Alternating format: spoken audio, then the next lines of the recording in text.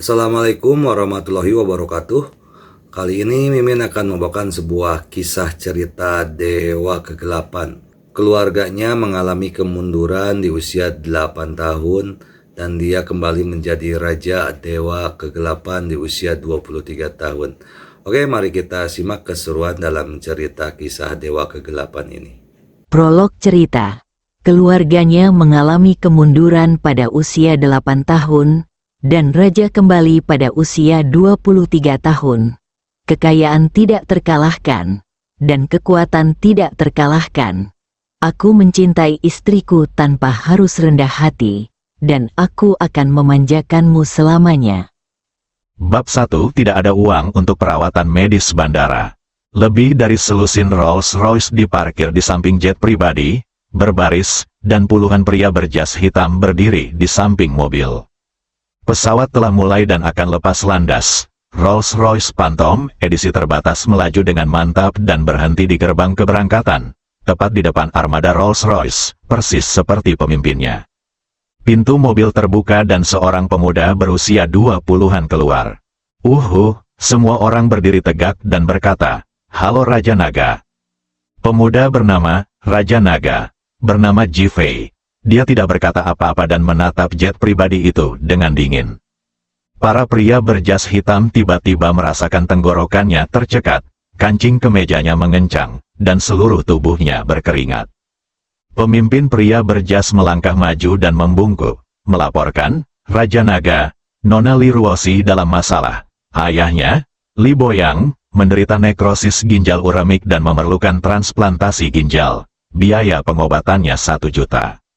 Sepupu Li Ruosi, Li Fufeng memaksanya menikah dengan Jin Lingbin, seorang playboy dari keluarga Jin, dengan syarat mahar puluhan juta yuan akan digunakan untuk perawatan medis. Li Fufeng dan Jin Lingbin bersekongkol untuk mengadakan upacara pertunangan besok di Hotel Ninghai. Di permukaan, semua uang dan barang telah dibersihkan. Setelah 1 malam, mereka memutuskan pertunangan dengan Li Ruosi, meninggalkannya tanpa uang, reputasi, dan bahan tertawaan. Mereka diusir sepenuhnya dari keluarga Li. Setelah laporan tersebut, pria yang berbicara ditindas oleh kemarahan yang kuat dari Raja Naga Ji Fei. Dahinya dipenuhi butiran keringat, dan dia menegakkan tubuhnya dengan hormat. Ji Fei berkata dengan dingin, "Li Fufeng, kau ingin mati?" Mendengar hal tersebut, tubuh pria yang berbicara itu bergetar dan dia langsung berdiri tegak. Wajah para pria berjas hitam di belakangnya langsung menunjukkan semangat juang. "Raja Naga, 2 kata ini tidak ada hubungannya denganku. Ji Fei, mulai sekarang, aku ingin kembali ke Ninghai sendirian dan membiarkan Li Ruosi menjadi wanita nomor 1 di dunia dalam 1 tahun. Kamu kembali." "Raja Naga," semua orang berteriak, "berhentilah mencoba membujukku. Mulai sekarang, aku bukan lagi Raja Naga." Suasana kekerasan dan pembunuhan langsung menyelimuti tempat kejadian. Seluruh tempat sepi, tidak ada yang berani untuk tidak patuh. Ketika Ji Fei naik ke pesawat, semua orang tampak mencair, dan bagian belakang pakaian mereka basah kuyup. Saat Raja Naga marah, siapa yang tidak takut dengan tumpukan mayat dan lautan darah? Tetapi masa lalu, sebelum pesawat meninggalkan tanah, Ji Fei memutar nomor, "Qiangxi, awasi Li Fufeng. Besok, atur status penjaga keamanan untukku selama upacara pertunangan Li Ruosi di Hotel Ninghai." Bermain dengan rautan pensil kecil yang rusak di tangannya, pikirannya kembali ke 15 tahun yang lalu. 15 tahun yang lalu, di kelas 2 sekolah dasar, 5 atau 6 pria tangguh tiba-tiba menyerbu masuk ke dalam kelas, memukuli saya dengan kejam, dan pergi dengan marah. Dia berusia 8 tahun, terbaring di tanah, kesakitan dan sekarat. Teman sebangkunya, Li Ruosi, yang mengenakan kuncir kuda, memeluknya dan menangis dengan sedihnya. Pengurus rumah tangga tua itu menyela dan membawa kabar buruk. Keluarga Ji bangkrut dan orang tuanya melompat dari gedung. Ji Fei yang berusia 8 tahun sangat ketakutan sehingga pengurus rumah tangga tua itu menjemputnya dan lari menyelamatkan nyawanya. Li Ruosi diam-diam memasukkan pisau asah pensil ke dalam saku Ji Fei. Ini adalah satu-satunya senjata penyelamat hidup yang terpikirkan oleh seorang anak. Ketika Ji Fei dan pengurus rumah tangga ditangkap, Pisau tersebut memotong tali dan menyelamatkan nyawa mereka. Belakangan, Ji-Fei diselamatkan oleh seorang pria misterius. Kemudian, ketika Ji-Fei sedang melakukan misi di seluruh dunia, pisau ini pernah memblokir peluru di jantungnya. 10 tahun kemudian, Ji-Fei yang berusia 18 tahun kembali ke Ninghai untuk pertama kalinya. Dunia bisnis mengalami perombakan. Lebih dari selusin pengusaha kaya bangkrut dalam semalam dan keluarganya keluar dari gedung. Selama 5 tahun berikutnya, namanya mengejutkan dunia. Raja Naga Dewa Perang, sekarang balas dendam keluarga dibalas dan dendam dihilangkan. Pria misterius, persahabatan tetap ada, satu-satunya hutang kita adalah Li Ruoxi. Ji-Fei meletakkan pisaunya dan melihat keluar jendela. Saya kembali. Keesokan harinya, ruang perjamuan di lantai atas Hotel Ninghai sibuk dengan aktivitas. Keluarga Li, keluarga kelas 2 di kota Ninghai, ingin bertunangan dengan cucu mereka Li Ruoxi di sini. Alasan pertunangan tersebut adalah untuk menerima hadiah pertunangan dan menghabiskan 1 juta untuk merawat Li Boyang, putra kedua dari keluarga Li, yang merupakan ayah Li Ruoxi. Orang yang akan bertunangan adalah Jin Lingbin dari kota Ninghai, putra tertua dari keluarga Jin. Ada seorang pria tergeletak di tanah di sudut aula. Dia lemah, kurus, dan kehabisan napas. Ayah Li Ruoxi, Li Boyang, yang menderita uremia, putra kedua dari keluarga Li, dan orang yang membangun negara untuk grup Li. Sangat disayangkan jika Anda memiliki kehidupan untuk menaklukkan negara. Anda tidak dapat menikmati negara jika Anda tidak memiliki kehidupan. Dia bekerja keras untuk keluarga Li, mabuk sampai mati, dan menderita uremia karena kelelahan. Tetapi dia melihat bahwa pewaris keluarga Li akan menjadi kakak tertua Li Boli yang menganggur. Li Boyang dikelilingi oleh istri dan putrinya. Istri saya Jiang Qing, seorang wanita parubaya yang kurus kering, menangis dan menghapus air matanya. Putri King Li, Li Ruoxi, adalah pahlawan wanita dalam upacara pertunangan hari ini. Dia tidak menangis, tetapi lingkaran matanya merah dan bengkak. Dia putus asa karena kecewa dan menangis sepenuhnya. Boyang, keluarga Li lebih buruk dari binatang buas. Bukan saja mereka tidak menyelamatkan putra kandungmu, mereka juga menghancurkan kebahagiaan putri kita. Mereka tidak punya niat baik sama sekali. Mereka hanya ingin mengusir kita dari keluarga Li. Sungguh keluarga pertunangan, sungguh hadiah jutaan dolar. Itu semua bohong. Jiang Qing tidak akan percaya bahwa mereka memiliki niat baik seperti itu. Hanya butuh 5 tahun bagi keluarga Li untuk menjadi sejahtera. 5 tahun lalu, keluarga Li hanyalah sebuah bengkel kecil. Tahun itu, Li Boyang tiba-tiba menerima pinjaman besar tanpa bunga dari Bank Ninghai, dan kemudian menghasilkan banyak uang melalui investasi. Mungkin bisnis keluargaku sedang dalam kondisi buruk dan aku benar-benar tidak mampu membayar jutaan ini. Kalau tidak aku tidak akan melakukannya. Li Boyang mengeluarkan kalimat dengan lemah. Jiang Qing hampir kehilangan kesabarannya. Li Boyang, apakah kamu bodoh? Tidak bisakah kamu melihat dengan jelas tujuan mereka sekarang? Mereka hanya ingin memaksa putri mereka mati dan seluruh keluarga kita mati. Kenapa aku menikah dengan orang bodoh sepertimu? Jika Anda sedikit bijaksana di masa lalu, Anda dapat menguras tenaga dan menuangkan tabungan keluarga Anda ke perusahaan. Dulu, dia tidak pernah mengeluh, mengetahui bahwa Li Boyang adalah anak yang berbakti dan memiliki pola, semua orang, di hatinya, tapi sekarang dia benar-benar putus asa. Memikirkan orang yang akan bertunangan, Jin Lingbin, seorang pemuda cantik, dikabarkan berganti wanita setiap malam. Aneh rasanya menikah dengan pria seperti ini dan tidak terjebak dalam kebingungan dari awal hingga akhir. Putri mereka hancur. Dan keluarga mereka yang terdiri dari 3 orang menjadi bahan tertawaan kota Ninghai. Bu, jangan salahkan ayah, inilah hidup. Fitur wajah indah Li Ruoxi menunjukkan senyuman sedih. Ruoxi, tidak masalah jika ayahmu dan aku sudah mati. Aku khawatir kamu akan hancur seumur hidupmu karena ditinggalkan. Mata kering Li Ruoxi akhirnya meneteskan 2 air mata. Di ruang perjamuan, lampu menyala terang dan tawa meledak. Tidak ada yang memperhatikan tangisan putus asa dan dialog menyedihkan dari keluarga beranggotakan 3 orang di sudut.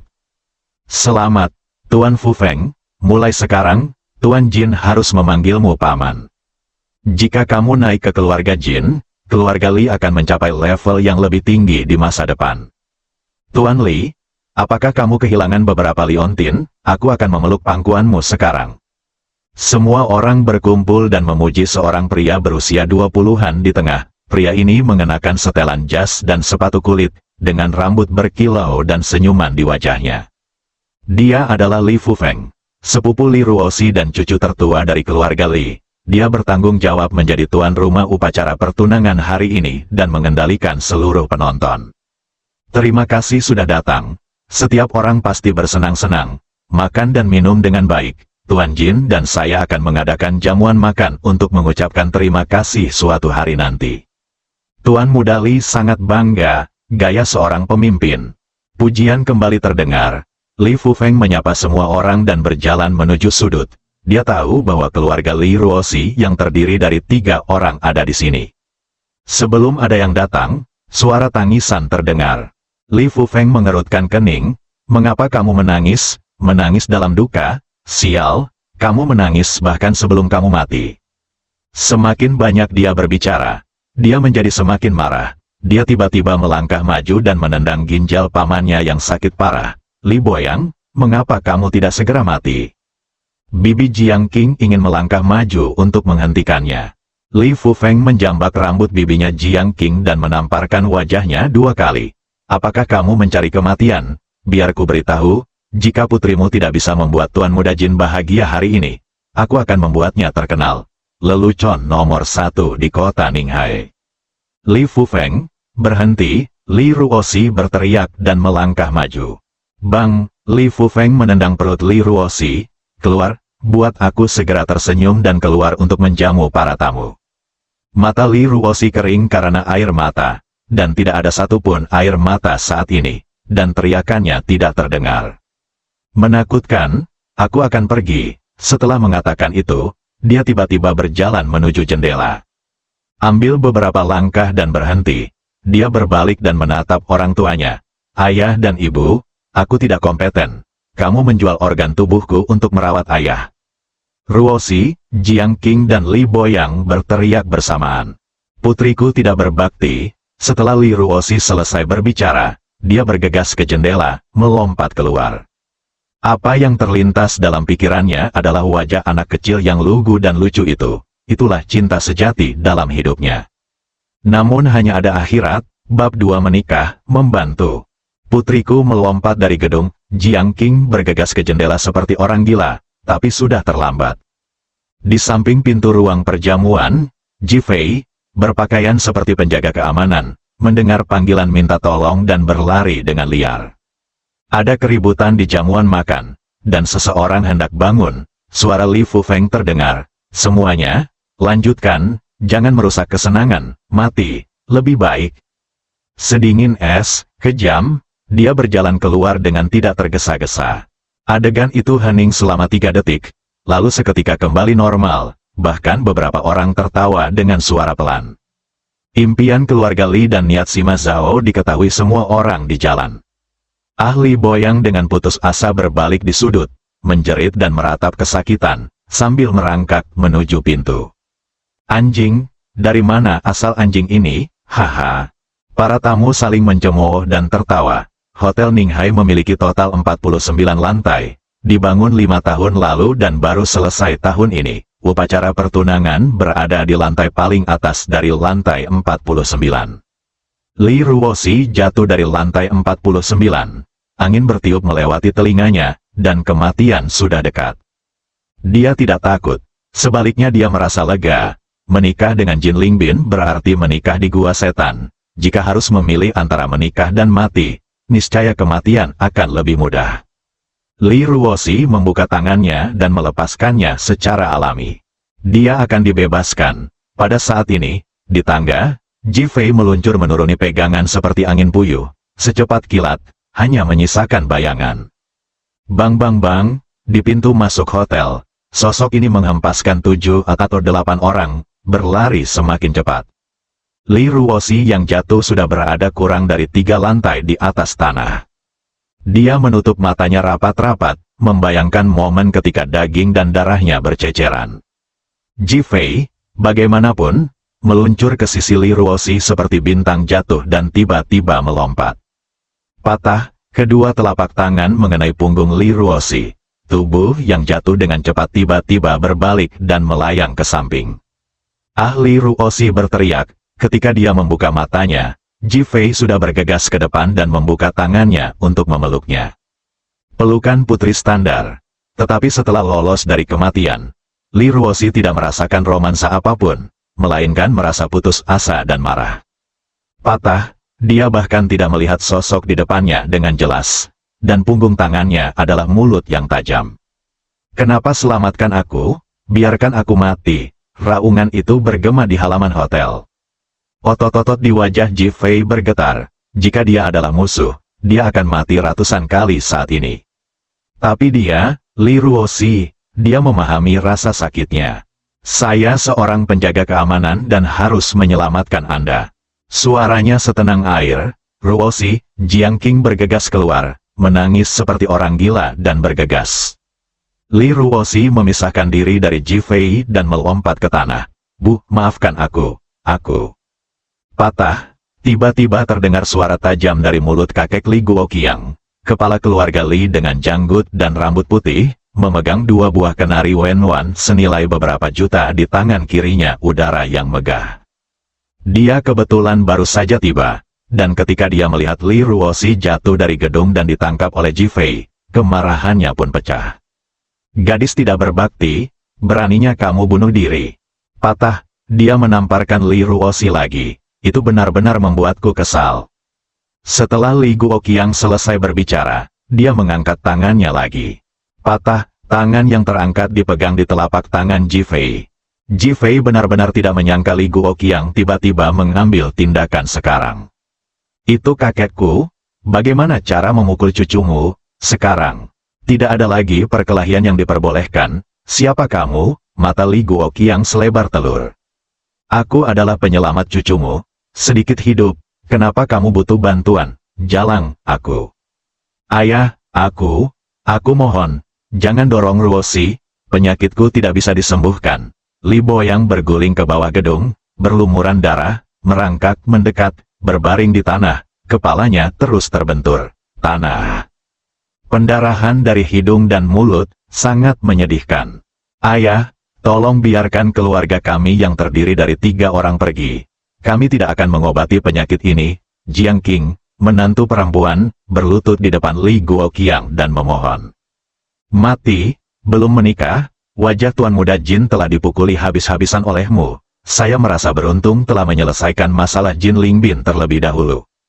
Ledakan, Li Fufeng mengangkat kakinya dan menendang pamannya Li Boyang lagi, cepat mati.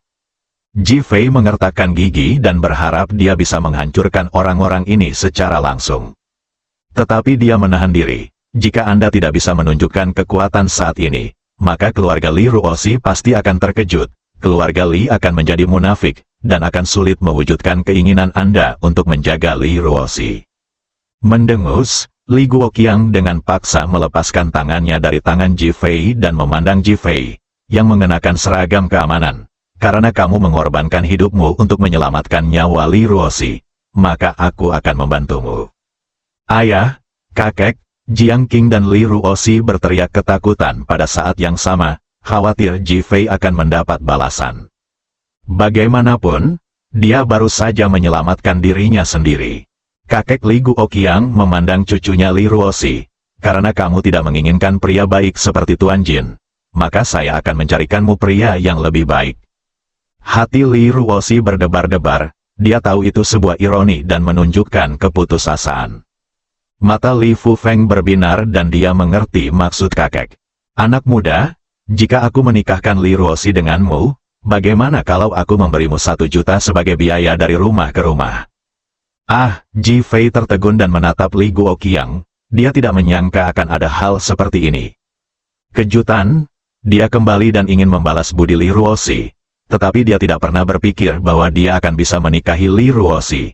Matanya terasa seperti mimpi. Ketika Li Ruoxi melihat keterkejutan Ji Fei, matanya tertuju pada seragam keamanannya, matanya menjadi gelap, dan dia hampir kehilangan kesabaran saat itu juga. Keputusasaan total. Selamat, Guru Li. Kepala keluarga Li sangat bijaksana dan berbakat. Dengan cucu ipar yang luar biasa, keluarga Li pasti akan sukses besar di masa depan. Haha. Ejekan telanjang datang satu demi satu. Li Fufeng sudah sangat gembira. Sepupu, selamat telah menemukan suamimu yang tepat. Dia sangat pandai bisa menyelamatkanmu dari tempat setinggi itu.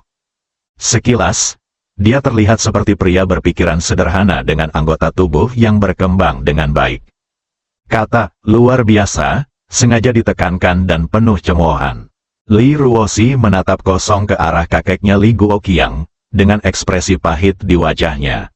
Mereka adalah keluarga yang memiliki hubungan darah yang erat, dan mereka ingin membunuh mereka semua seperti ini. Li Guoqiang menghela nafas. Saudara Fufeng harus mengkhawatirkan kejadian seumur hidupmu. Kali ini tidak apa-apa. Li Fufeng buru-buru berkata, kakek, saya akan mencari seseorang untuk mengajukan akta nikah bagi mereka sekarang. Setelah mengatakan itu, tanpa menunggu balasan, dia langsung menelepon. Li Ruoxi sepertinya sedang bermimpi. Melihat tatapan bodoh Ji Fei, hatinya dipenuhi keputusasaan. 1 jam kemudian, akta nikah dicap dan keluarga Li Ruoxi ditinggalkan di bawah tanpa ada yang memperhatikan. Li Guoqiang dan anggota keluarga Li lainnya kembali ke lantai atas hotel untuk mulai merayakan dengan antusias. Hanya saja semua orang tahu tentang perayaan ini. Li Bo yang putra kedua dari keluarga Li hancur total. Meskipun Li Ruoxi tidak menikah dengan Jin Lingbin dan pada akhirnya tidak ditinggalkan, namun menikah dengan seorang satpam tidak sebaik menikah dengan sponsor keuangan.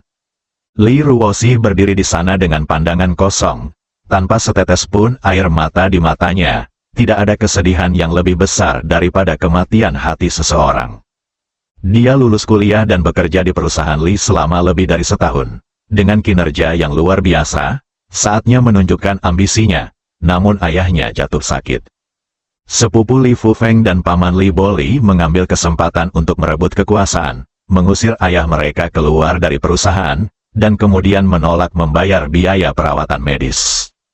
Pikiran kakek Li Guoqiang sangat sederhana, cepat atau lambat cucunya akan menikah, dan kekayaan besar keluarga Li tidak bisa ditinggalkan oleh orang luar. Jadi tentu saja dia diam-diam mendukung Li Boli dan putranya untuk merebut kekuasaan.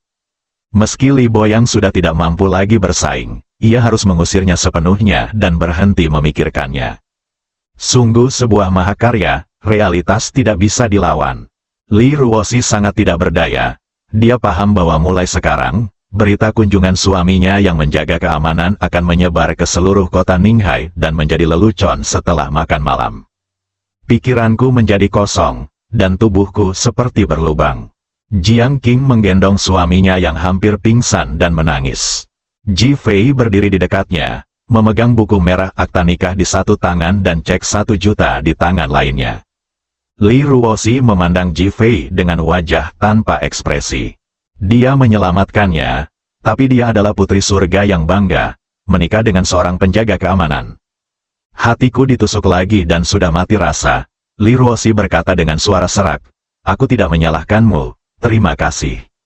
Ji Fei tetap diam, hanya mengamati Li Ruoxi, yang tetap baik hati meski berada dalam situasi yang menyedihkan.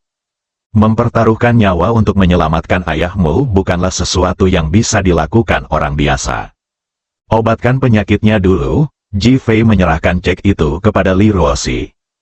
Li Ruoxi langsung tercengang. Dia mengira Ji Fei menikahinya demi uang, tapi dia tidak menyangka bahwa dia sebenarnya. Gunakan uang untuk mengobati penyakit ayahmu. Jiang Qing juga tercengang. Ji Fei melangkah maju, menggendong ayah mertuanya Li Boyang, dan pergi. Di antara orang-orang yang berpencar, ada seseorang yang memperhatikan dari kejauhan. Ia mendengar dengan jelas dan segera mengeluarkan ponselnya untuk menelepon guna melapor ke keluarga Jin. Hotel Ninghai, pemeran utama pria Jin Lingbin yang bertunangan hari ini baru saja merangkak keluar dari perut wanita tersebut. Kegembiraan di wajahnya berubah menjadi dengusan dingin. Jika kamu tidak menjadi wanitaku, tidak ada rumah sakit di kota Ninghai yang berani mengoperasi ayahnya. Kita lihat saja nanti. Bab 3 meminta bantuan dari Jin Lingbin. Rumah sakit Boai adalah rumah sakit terakhir di kota Ninghai. Jika tidak menerimanya, tidak akan ada rumah sakit di kota Ninghai yang dapat menerimanya. Jiang Qing memandang Li Ruoxi dengan ketidakberdayaan di wajahnya. Mereka telah mengunjungi semua rumah sakit di kota Ninghai, dan pihak lain selalu mengatakan hal yang sama. Itu tidak bisa disembuhkan, tidak peduli bagaimana mereka memohon, pihak lain selalu mengatakan ini. Akhirnya mereka semua diusir oleh satpam. Selama seluruh proses, Ji Fei tidak bisa berkata apa-apa kecuali menahan Li Boyang, bertingkah seperti orang bodoh, yang membuat Li Ruoxi dan ibunya semakin kecewa. Untungnya, Jiang Qing baik hati dan tidak mengatakan apapun. Hati Li Ruoxi benar-benar dingin, menemukan sepotong sampah. Ayo pergi, jangan buang waktu di sini. Dokter melambaikan tangannya kepada kedua orang itu dengan tidak sabar dan berkata. Berdebar, Jiang Qing tiba-tiba berlutut di depan dokter dan berkata, tolong selamatkan suamiku. Jika dia tidak mendapatkan perawatan sesegera mungkin, dia mungkin tidak dapat bertahan hidup. Mengapa? Dokter menghela nafas dan melihat ke pintu. Bukannya kami tidak ingin menyelamatkannya. Itu karena seseorang menelepon dan menolak untuk merawatnya.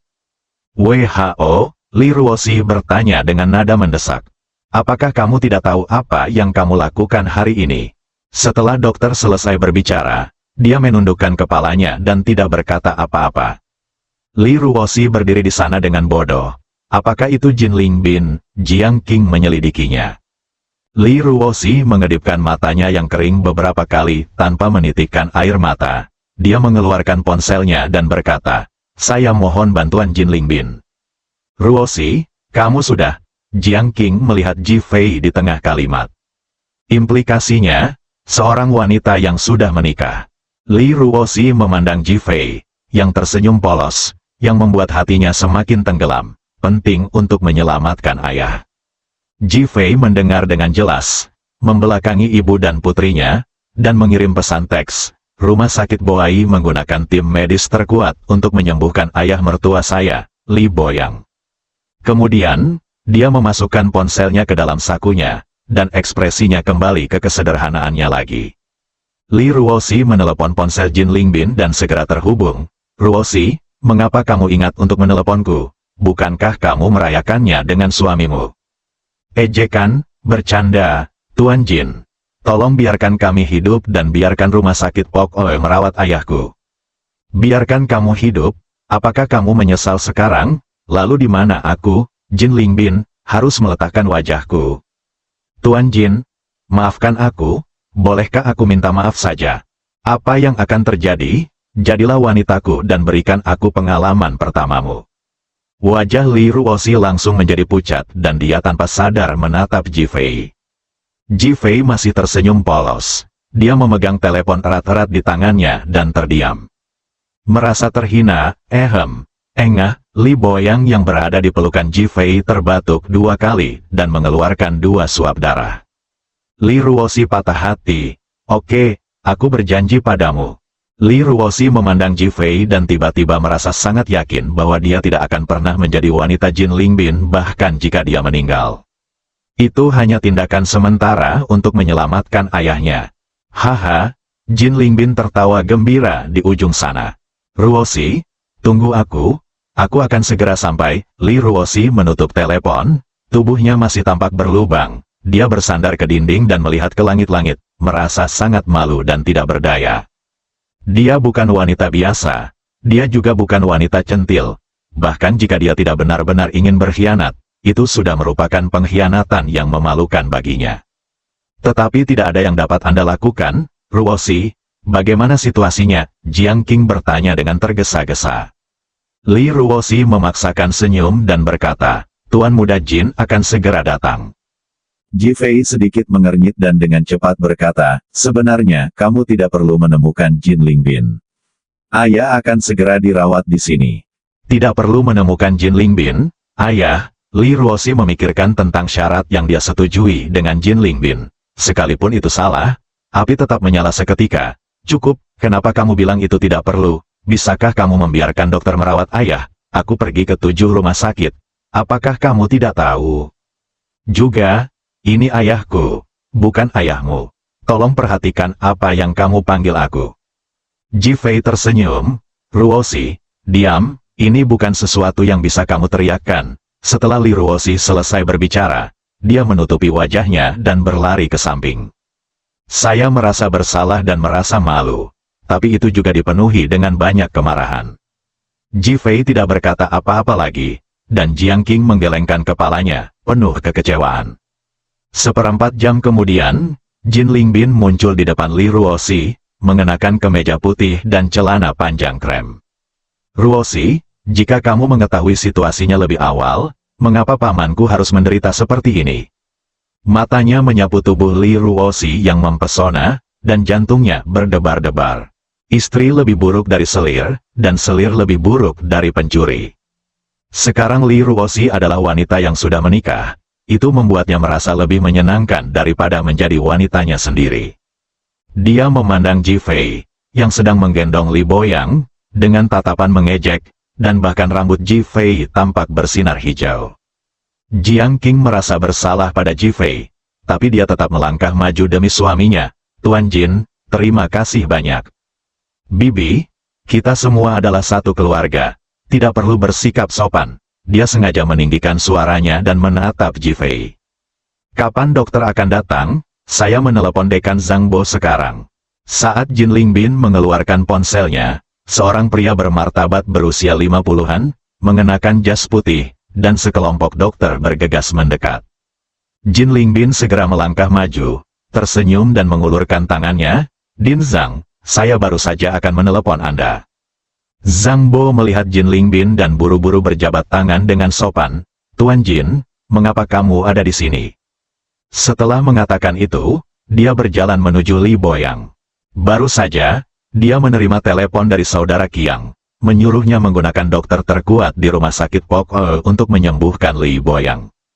Dia tidak mengetahui hubungan antara Li Boyang dan saudara Qiang, tetapi dia tahu bahwa ketika rumah sakit Boai didirikan 5 tahun lalu, saudara Qiang memilihnya sebagai dekan. Tanpa saudara Qiang, dia tidak akan menjadi dekan. Bahkan bisa dikatakan rumah sakit Pok Oi adalah rumah sakit saudara Qiang, dan dia hanyalah seorang pencari nafkah. Li Ruoshi melihat Jin Lingbin berbicara dan tertawa bebas dengan Zhang Bo. Dia menatap Ji Fei dan menatap kosong ke arah Zhang Bo, dengan kekecewaan di matanya. Ayo, segera kirim Tuan Li Boyang ke ruang gawat darurat. Gunakan kondisi terbaik dan obat-obatan terbaik untuk menstabilkan kondisinya. Zhang Bo melangkah maju, meliriknya, dan segera memberi perintah. Wow, staf medis dengan cepat melangkah maju dan bekerja sama untuk mengirim Li Boyang ke ruang gawat darurat. Jiang Qing dan Li Ruoshi menghela nafas lega. Tuan Jin, terima kasih. Jiang Qing memandang Jin Lingbin dan mengutuk dalam hatinya. Wajah Li Ruoshi memerah saat memikirkan kondisi Jin Lingbin. Jin Lingbin tersenyum anggun. Tidak apa-apa, sama-sama, penyelamatan sudah selesai sekarang, aku akan pergi dulu. Setelah mengatakan itu, dia melihat ke arah Li Ruoshi. Li Ruoshi merasa seperti tersengat listrik dan sangat gugup. Ruoshi, jaga paman dengan baik dan telepon aku kapan saja jika kamu butuh sesuatu. Li Ruoshi, Anda tidak bertanya pada diri sendiri untuk memesan kamar. Li Ruoshi terkejut dan menghela nafas lega. Kalau tidak, dia tidak akan tahu bagaimana menghadapinya. Dia hanya punya satu ide sekarang, selama dia menyelamatkan ayahnya, dia akan langsung mati ketika saatnya tiba. Jadi dia tidak akan membuka kamar bersamanya, apalagi tidur dengannya. Jin Lingbin melambaikan tangannya dan pria itu pergi. Faktanya, dia tidak mengerti mengapa Zhang Bo ingin merawat Li Boyang. Sebelum dia dapat berbicara, Zhang Bo hendak menyelamatkan pasiennya. Namun, pencapaian luar biasa ini tentu tidak boleh sia-sia. Adapun Li Ruoshi tidak diminta memesan kamar hari ini, bagaimana suasana hati Li Ruoshi bisa baik dalam keadaan seperti itu? Tidak ingin merusak kesenangannya, namun, dia tidak tahu bahwa apa yang dia lakukan membuat Li Ruoshi dan yang lainnya semakin terharu dan memiliki perasaan campur aduk di hati mereka. Ji Fei melihat semuanya tanpa mengucapkan sepatah kata pun. 1 jam kemudian, Li Boyang diusir. Zhang Bo memandang Li Ruoshi, pasien perlu penyembuhan selama 3 hari. Operasi hanya dapat dilakukan setelah tubuhnya stabil. Bagus sekali. Tetapi operasi ayahmu memerlukan Hu Yidao, ahli nefrologi terkemuka di kota Ninghai. Kami tidak bisa berbuat apa-apa. Suasana hati Li Ruoxi yang terkejut kembali turun ke bawah. Bab 4 hubungi Hu Yidao di dalam kantor Zhang Bo.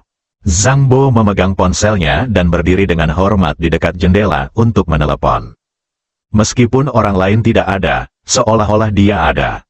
Saudara Qiang, saya telah mengatur agar Li Boyang dirawat di rumah sakit. Kondisinya sudah stabil dan dia dapat menjalani transplantasi ginjal dalam 3 hari. Ini sangat efisien. Zhang Bo merasa lega dan bersemangat seperti anak kecil yang mendapat permen. Dia bergosip, Saudara Qiang, siapa yang dapat mengganggumu untuk menelepon secara langsung? Zhang Bo terdengar saleh dan ingin tahu. Permisi, Anda melakukan kesalahan. Itu bukan alasan, tapi instruksi. Apakah Anda mengerti instruksinya? Mendesis, Zhang Bo menghirup udara, menginstruksikan. Saudara Qiang sudah menjadi eksistensi seperti dewa. Dia benar-benar bisa memerintahkannya. Tak terbayangkan, Zhang Bo, menurutmu bagaimana kamu bisa menjadi dekan? Saudara Qiang memberikannya kepadaku. Haha, dia memberiku semua milikku. Katamu siapa yang memberimu milikmu? Zhang Bo tercengang. Zhang Bo masih ingat bahwa dia adalah seorang dokter muda yang tidak berhasil di rumah sakit. Dia berencana untuk pensiun sampai saudara Tian Qiang tiba-tiba menemukannya dan menawarinya posisi ini. Dia tiba-tiba menjadi dekan terkuat di kota Ninghai. Mungkinkah dia kakak laki-laki tertua saudara Qiang? Kamu pintar. Saudara Qiang menghela nafas. Sekarang adalah kesempatan bagus bagimu untuk menjalin hubungan ini. Jika kamu melakukannya dengan baik, kamu akan memiliki masa depan yang cerah di masa depan. Apakah kamu mengerti maksudku? Wajah Zhang Bo langsung gembira. Saya mengerti, terima kasih saudara Qiang atas bimbingan Anda. Ada bunyi bip dari telepon, dan Zhang Bo dengan cepat memegang ambang jendela dengan kedua tangan untuk mencegahnya terjatuh. Seluruh tubuh seperti dibasuh dengan air. Saudara Qiang diberikan kepadanya oleh orang lain, jadi bukankah itu leluhurnya? Saat ini, dia terus membayangkan penampakan leluhurnya di benaknya. Akhirnya saya merasa lega. Selama saya menjaga Li Boyang dengan baik, semuanya akan baik-baik saja. Di bangsal, Jiang Qing memandang Li Ruoxi. Bagaimana kami bisa mengundang Hu Yidao? Pikiran Li Ruoxi seperti kabur saat ini. Untuk bisa dirawat di rumah sakit, dia bahkan menyetujui permintaan Jin Lingbin yang tidak tahu malu. Melihat Ji Fei, dia baru saja menyeka tubuh Li Boyang. Dia sangat berbakti. Tapi apa gunanya? Jika Anda bisa membantu diri Anda sendiri, mengapa Anda harus menyetujui secara lisan kondisi yang memalukan tersebut? Haruskah aku memikirkan solusinya? Kemunculan Jin Lingbin muncul di benak Li Ruoxi tanpa disadari. Ini adalah satu-satunya orang yang terpikir olehnya untuk membantunya. Hal ini membuat Li Ruoxi merasa sangat terhina dan menyesal. Dia terus mengatakan pada dirinya sendiri bahwa dia akan bunuh diri setelah menyembuhkan ayahnya dan mempertahankan kepolosannya. Jiang Qing tidak mengatakan apa-apa, hanya menghela nafas. Sebagai seseorang yang pernah ke sana, dia tahu segalanya. Tidak ada makan siang gratis, dan bantuan Jin Lingbin tidak akan sia-sia. Dia memandang Ji Fei dan meminta maaf. Satpam yang berpenghasilan rendah tidak tinggal diam setelah menerima 1 juta. Melainkan memperlakukan Li Boyang. Dia adalah karakter yang sangat baik. Namun dalam menghadapi kehidupan nyata, tidak ada yang mudah untuk ditangani.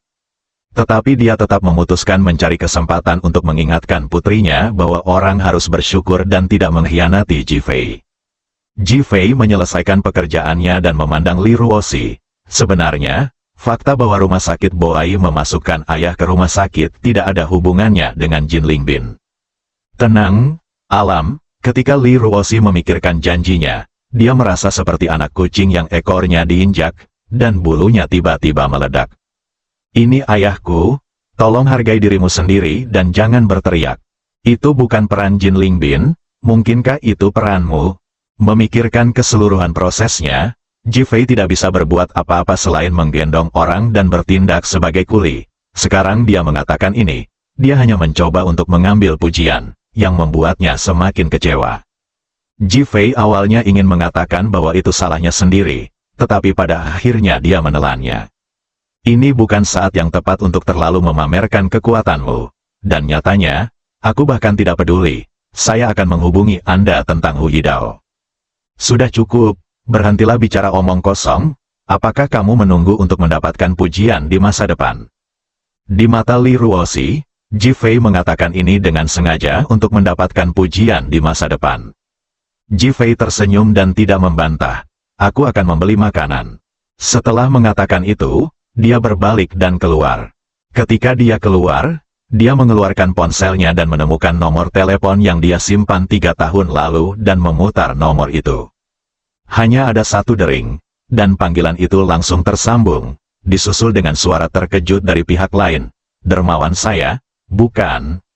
Suara pihak lain tercekat oleh isak tangis, dan ingatan muncul di benaknya bahwa 3 tahun lalu, keluarganya diculik di luar negeri, dan seorang pemuda Longguo menyelamatkan keluarganya.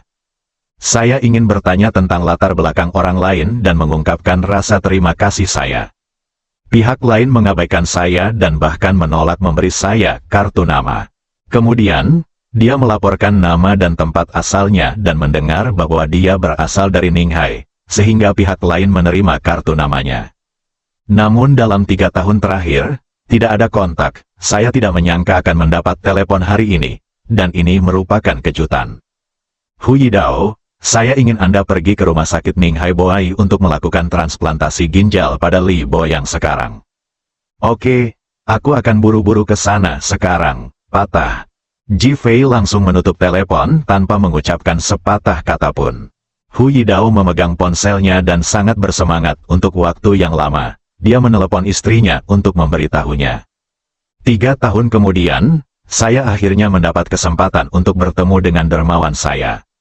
Di sisi lain, Li Ruoxi menarik napas dalam-dalam beberapa kali sebelum dia menekan rasa malu di hatinya dan mengumpulkan keberanian untuk menelepon Jin Lingbin lagi.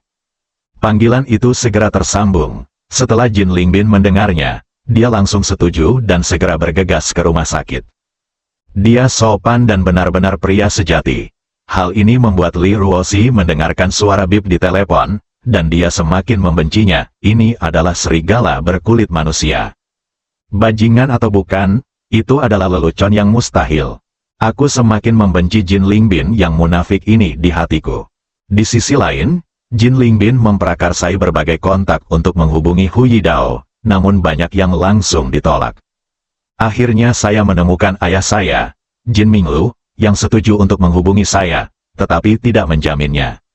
Jin Lingbin sangat gembira dan dilarikan ke rumah sakit, menelepon Li Fufeng untuk menceritakan situasinya. Li Fufeng terus memuji Jin Lingbin dan berkata bahwa dia akan pergi ke rumah sakit untuk memuji Jin Lingbin di depan Li Ruoxi dan keluarganya. Jin Lingbin tidak menolak. Ketika Li Ruoxi kembali ke bangsal, Ji Fei sudah membeli makanan dan memberi makan Li Boyang. Dia menatap matanya, tampak bingung. Pria ini bukanlah orang jahat, tapi untuk mengobati penyakit ayahnya, dia menyetujui permintaan memalukan Jin Lingbin. Dia hanya bisa menggunakan kematian untuk membuktikan kesetiaan batinnya. Dia tidak akan pernah membiarkan dirinya menjadi bajingan. Ji Fei tersenyum dan berkata, Ruoxi, ayo makan. Senyuman Ji Fei terlihat begitu konyol di mata Li Ruoxi. Dia sangat ingin Ji Fei bangun dan pergi atas inisiatifnya sendiri. Jika kamu tidak nafsu makan, keluarkan dan makanlah. Bu, ayo makan, jaga dirimu agar bisa menjaga ayah dengan baik. Ji Fei menyerahkan makanan itu kepada Jiang Qing. Jiang Qing tampak malu, tapi Ji Fei memasukkannya ke tangannya dan tidak tahan untuk menolak. Melihat tatapan naif Ji Fei, hatinya menjadi semakin rumit, dan dia semakin bertekad untuk tidak membiarkan putrinya mengecewakan Ji Fei. Ji Fei memandang Li Ruoxi, masalah tentang Hu Yidao. Saya sudah menyelesaikan masalah dengan Jin Lingbin, Anda tidak perlu melakukan apapun. Dia merasa Ji Fei sedang membual dan mencemari telinganya ketika dia berbicara tentang Hu Yidao. Tidak mau mendengarnya, Ji Fei mengerutkan kening. Bisakah Jin Lingbin menyelesaikannya? Li Ruoxi tidak ingin menjadi bajingan, jadi dia berinisiatif untuk berbicara. Ji Fei, meskipun kami telah memperoleh sertifikat, kamu juga telah melihat situasi keluarga kami. Kami tidak dapat merekrut menantu laki-laki. Jadi kita mencicit. Suara pintu bangsal terbuka menyela kata-kata Li Ruoxi, dan Jin Lingbin muncul di pintu dengan membawa bunga dan buah-buahan. Halo, Paman dan Bibi, saya di sini untuk menemuimu. Li Ruoxi tampak malu. Jiang Qing merasa malu di depan Ji Fei, tetapi di depan Jin Lingbin, satu-satunya orang yang bisa menyelamatkan hidupnya, dia tidak bisa menahan diri untuk tidak menyambutnya dengan senyuman. Dia segera berdiri dan berkata, Tuan Jin, aku benar-benar menyusahkanmu. Bibi, aku sibuk merawat pamanku, ini yang harus aku lakukan. Li Ruoxi merasakan hawa dingin di hatinya, dan bahkan merasa mual sampai muntah. Bajingan munafik. Saat ini, ponsel Jin Lingbin berdering, ayahku menelepon. Sepertinya ada berita tentang Hu Yidao. Bab 5. Terimalah dengan tenang, Hu Yidao telah dihubungi. Sebuah pesawat khusus akan segera membawanya ke kota Ninghai. Dia adalah. Suara Jin Minglu datang dari ujung telepon yang lain. Tangan Jin Lingbin gemetar karena kegembiraan dan menutup telepon. Dia tidak mendengar apa yang ingin dikatakan Jin Minglu nanti. Seluruh bangsal terdiam. Hati Li Ruoxi penuh dengan kebingungan. Tidak peduli apa, Jin Lingbin membantunya dalam hal ini. Tapi dia tetap lebih baik mati daripada menyerah pada sikap tidak tahu malunya. Jiang Qing dan Li Boyang sama-sama melirik wajah Li Ruoxi dan Jin Lingbin. Sangat memalukan, melihat Ji Fei. Meskipun dia tahu dia adalah orang baik dan bahkan anak baik, hatinya sangat rumit. Tetapi kedua orang yang baik hati itu masih saling memandang dan bertekad dalam hati bahwa mereka tidak bisa membiarkan putri mereka menjadi wanita yang tercela. Jin Lingbin merasakan perubahannya dan berpikir itu karena mereka menganggapnya luar biasa. Dia memandang Ji Fei yang selalu tersenyum. Bodoh, aku bahkan berharap untuk dikhianati. Namun, dia sangat rendah hati. Paman, saya dapat beristirahat dengan tenang dan memulihkan diri. Jika Anda mengalami kesulitan, hubungi saya kapan saja. Setelah mengatakan itu, dia menatap Li Ruoxi dengan tatapan berapi-api, menunjukkan harapan. Li Ruoxi sangat sakit hingga dia hampir muntah di tempat. Dia segera berkata, Tuan Jin, terima kasih, setelah menyelesaikan pekerjaan, ayah saya akan pulih dan saya pasti akan berterima kasih kepada Anda. Setelah mengucapkan kata-kata ini, Li Ruoxi sangat malu hingga dia ingin merangkak ke celah tanah. Satu-satunya hal yang baik adalah dia memutuskan mati untuk membuktikan kesetiaannya. Meski Jin Lingbin kecewa, dia tetap bersikap murah hati. Tidak apa-apa, perlakuan paman adalah masalah besar. Jadi aku tidak akan mengganggumu. Pergi dengan anggun, Jiang Qing memandang Li Ruoxi. Li Ruoxi berpikir bahwa Hu Yidao, yang diundang Jin Lingbin, belum datang. Jadi dia hanya bisa berpura-pura membantu dan pergi keluar untuk mengantarnya pergi. Ji Fei juga mengikuti. Li Ruoxi mengomel dengan marah. Ji Fei, apa yang kamu lakukan? Ji Fei berkata dengan santai, lindungi istriku. Wajah Li Ruoxi menjadi gelap dan dia merasa gugup, merasa seperti ketahuan berselingkuh. Lebih memalukan dan marah. Jin Lingbin menoleh untuk melihat Ji Fei dan mencibir. Apakah menurutmu semua orang seperti kamu, katak yang ingin makan daging angsa? Ji Fei ingin berbicara, tetapi Li Ruoxi khawatir Ji Fei akan menyinggung Jin Lingbin. Jadi Hu Yidao segera menghentikannya karena dia tidak ingin membantu pengobatannya. Tuan Jin, tenanglah.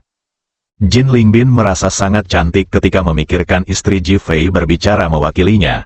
Bahkan dia lebih bahagia daripada Ji Fei yang sebenarnya berhubungan seks. Menurutnya, perselingkuhan mental lebih menakutkan daripada perselingkuhan fisik. Tuan Jin, mengapa kamu ada di sini? Suara Li Fufeng terdengar. Kedua orang itu bertatapan dan tersenyum satu sama lain. Bantu Ruoxi menghubungi Hu Yidao untuk merawat pamannya. Awan di Jinling tenang dan angin sepoi-sepoi. Li Fufeng berpura-pura terkejut. Hubungi Hu Yidao? Ya Tuhan. Ini dikenal sebagai operasi pertama di Ninghai. Banyak orang di seluruh negeri yang mengharapkan dia membantu operasi tersebut. Saya dengar dia telah berada di Longdu selama beberapa waktu lama dan tidak akan kembali ke Ninghai. Bisakah Tuan Jin menghubungi saya? Li Ruoxi menjadi semakin gugup setelah mendengar ini. Dia khawatir akan menyinggung perasaan Jin Lingbin, jadi dia hanya bisa tersenyum dengan rasa malu di wajahnya. Ketika Jin Lingbin melihat Li Ruoxi tersenyum begitu manis, dia mengira dia terpikat oleh pesonanya, dia cantik di hatinya. Tapi wajahnya sengaja dibuat rendah hati. Saya memiliki hubungan pribadi dengan Hu Yidao. Ruoxi cemas hari ini, jadi dia menggunakannya. Ceka, Li Fufeng menghela nafas dengan emosi. Jin Shaozhen memiliki pikiran sebesar laut dan merupakan pria sejati di antara manusia. Hubungan seperti ini harus semakin jarang digunakan, dan itu akan menjadi semakin acuh tak acuh. Jin Lingbin tersenyum ringan. Lumayan, Li Fufeng mengacungkan jempol pada Jin Lingbin. Tuan muda Jin ingin bertunangan dengan Ruoxi dengan hadiah pertunangan puluhan juta. Dia menolak dan melompat dari gedung. Kamu sebenarnya membalas kejahatan dengan kebaikan. Kamu benar-benar pria yang hebat. Setelah mengatakan itu, dia memandang Li Ruoxi dan berkata, kamu menjaga emas bertatahkan batu giok. Kamu tidak tahu betapa berharganya emas itu. Betapa tercela kehidupan yang kamu miliki. Ekspresi Li Ruoxi berubah, amarah, canggung. Malu, Li Fufeng menatap Ji Fei lagi. Apa yang kamu lakukan berdiri di sana dengan bodoh? Ji Fei tersenyum dan berkata, lindungi istriku. Dengan kata-kata yang sama, Li Ruoxi tidak bisa berkata-kata. Oh, Li Fufeng mencibir, dengan pikiran sederhana dan anggota tubuh yang berkembang dengan baik. Menurut Anda, apakah Li Ruoxi akan melompat dari gedung? Cegah dirimu agar tidak ditipu, Anda, Li Fufeng akan marah. Ji Fei, sudah cukup, diam. Li Ruoxi sangat khawatir akan memperparah konflik, jadi dia hanya bisa menghentikan Ji Fei dengan kejam. Meskipun perkataan Li Fufeng tidak menyenangkan, Jin Lingbin terus mengatur rumah sakit dan mencari dokter. Mereka memang melakukan sesuatu, dan dia telah ditipu dan dimanfaatkan, dan dia merasa malu di dalam hatinya. Tetapi meskipun Anda, Ji Fei, tidak memiliki kemampuan seperti itu, Anda dapat bersembunyi di sudut dan melakukan sesuatu yang dapat Anda lakukan. Mengapa Anda mencari kesenangan di sini? Buat dia semakin terhina dan menyalahkan dirinya sendiri.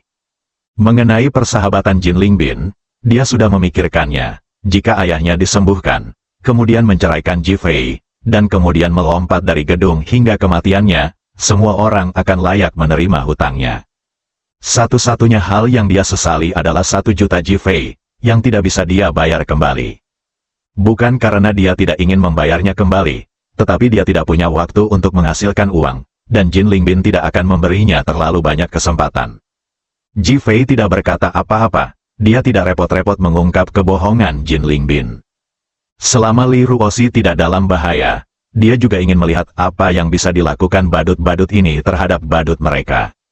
Keheningannya dipandang sebagai ketidakmampuan di mata orang lain.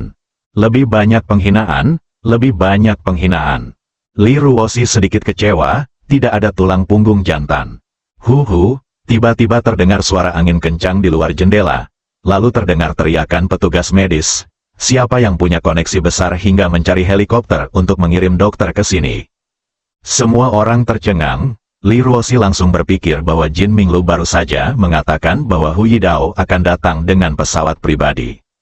Jin Lingbin juga memikirkan kemungkinan ini, dan rasa bangga muncul di hatinya. Ayo pergi dan sambut dia.